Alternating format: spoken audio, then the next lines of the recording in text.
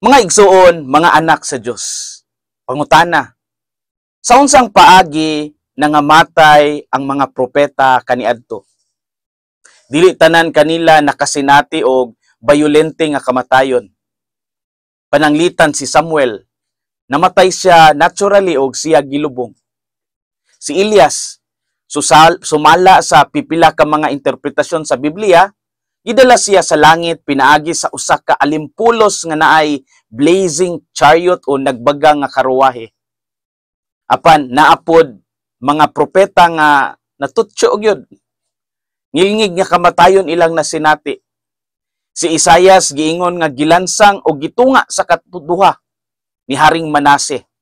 Si Jeremias o si Sicaraya nakasinati nga namatay pinaagi sa pagbato. Ang kasaysayan sa mga propeta puno sa mga kasakit tungod kay mas gipaminaw nila ang kabubuton sa Dios batok sa kabubuton sa mga hari, mga punuan ug mga taong makagagahom. Napanbisan pa sa ilang pagkamatinud-anon, sila gihapon gitamay, giusig ug gipatay. Kini ang pattern sa tibuok kasaysayan sa kaluwasan. Ang mga propeta musangyaw, ang mga tao musalikway, ug ang Dios magpadayon sa iyang mga plano. Mao kini ang gipasabot sa ebanghelyo karon.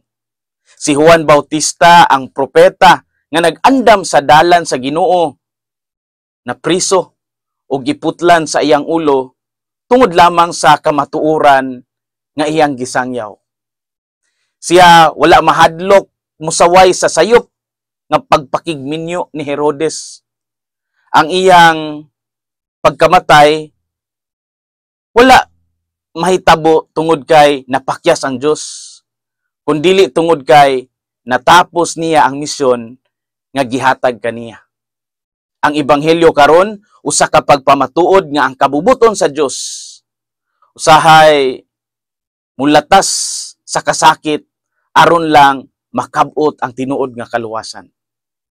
Sa daghan sigurong higayon nakaingon ta nganong gitugot man taon to sa Ginoo nga naay magantos.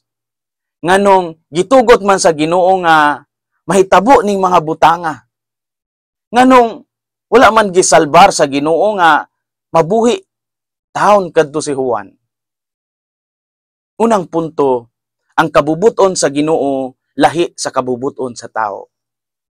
Sa ebanghelyo klaro kaayo ang pagkabangga sa kabubuton sa tao ug sa kabubuton sa Ginoo.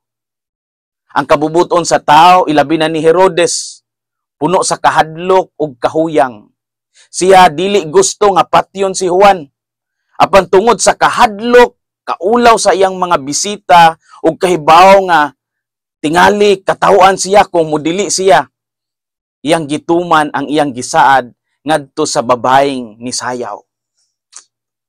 Giingon sa Proverbs 16:9, in their hearts humans plan their course, but the Lord establishes their steps. Ang tao magplano sa iyang kaugalingong agianan, apan ang Ginoo ang nagatudlo sa iyang mga lakang. Kini nga bersikulo nagpahinumdum nato nga ang kabubuton sa Ginoo mulabaw gayud sa tanan. Dili ang kahintang kundili ang iyang katuyuan ang labing importante. Ang pagpatay kang Juan Bautista dili lang usa ka aksidente sa politika, kundili usa ka misteryosong pag-apil sa Ginoo sa kasaysayan. Wala siya mibabag sa pagkamatay sa propeta tungod kay ang kamatayon ni Juan nahimong pagpangandam sa kalbaryo ni Kristo. Ang kabubuton sa Ginoo mas labaw pa sa atoang panabot. Sa atong kinabuhi, daghang tagplanong gustong makabot, gusto nga malikayan. Apan, adunay mga butang nga mahitabo nga wala gadyod nato damha. Pangayo ang grasya nga masabtan ang kabubuton sa Ginoo bisan kung lisod kini dawaton. Ang kabubuton sa Ginoo lahi sa kabubuton sa tao. Ikaduhang punto. Ang kaluwasan dili sa kalibutan kundi sa langit. Sa pagkatinuod, ang kalibutan wala maghatag og hustisya kang Juan.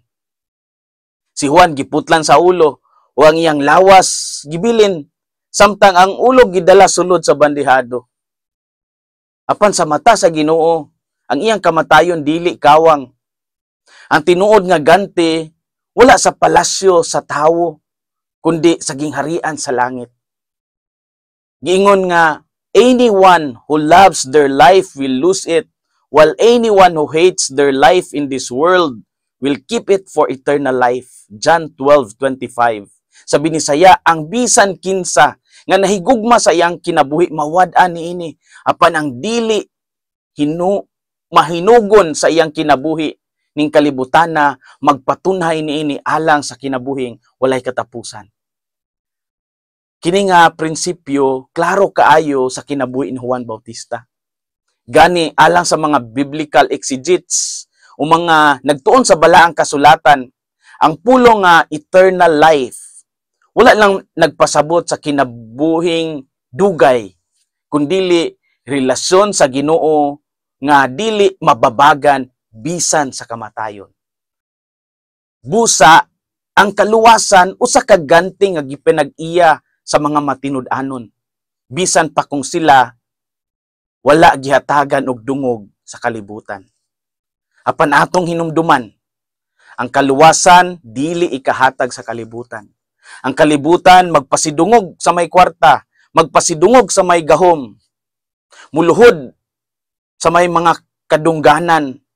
Apan ang langit magpasidungog sa matahom nga kasing-kasing, matinumanon nga kinabuhi ug sakripisyo nga walay pagreklamo.